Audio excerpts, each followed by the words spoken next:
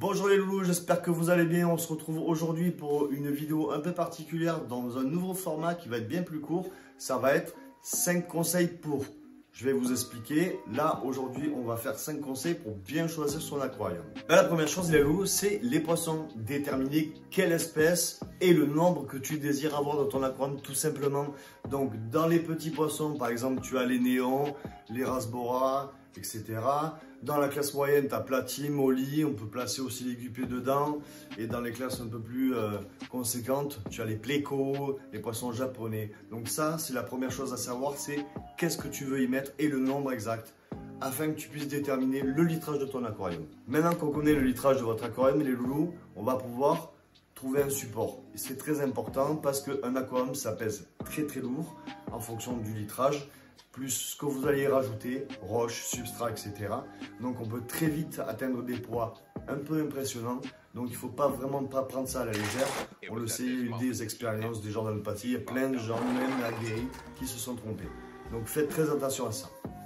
La décoration, les loulous, alors le plus important entre guillemets, parce que vraiment c'est ce qui va vous apporter le 3D dans votre aquarium, vraiment une belle dimension, et c'est là où vous allez pouvoir vraiment vous faire plaisir. Alors c'est très important les pierres, parce qu'en fait elles ont des pH différents.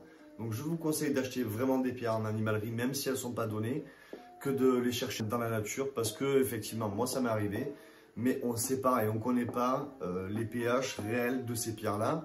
Il faut 3, 4, 5 semaines dans l'eau pour vraiment savoir et la contrôler régulièrement pour savoir si ta pierre elle t'amène un pH moins ou un pH plus, qui est très important parce que je reviens là-dessus, c'est ce qui va faire que vos poissons vont pouvoir être bien ou pas bien, vraiment.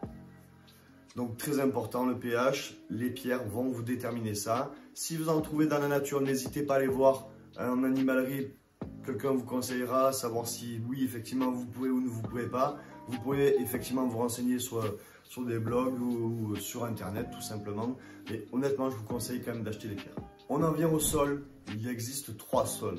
Le substrat classique que j'utilise beaucoup, que vous avez vu sur mes vidéos dernièrement, le dark et l'autre qui est marron, qui est un substrat qui est utilisé pour beaucoup.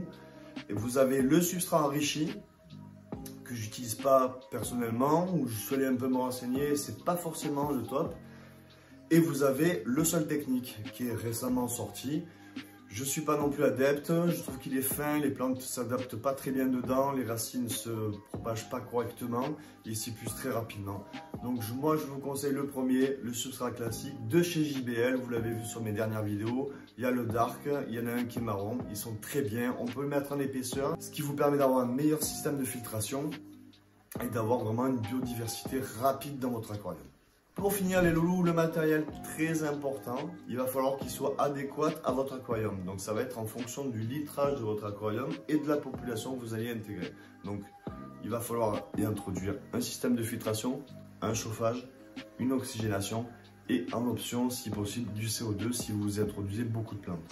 Donc ça, n'hésitez pas à prendre conseil en animalerie ou même sur internet. C'est fini les loulous pour aujourd'hui, j'espère que la vidéo vous aura plu. N'hésitez pas à vous abonner, à liker, à faire des commentaires. Pensez à la cloche, comme ça vous serez les premiers avertis pour les prochaines vidéos. Ainsi qu'un compte TikTok qui s'affiche là.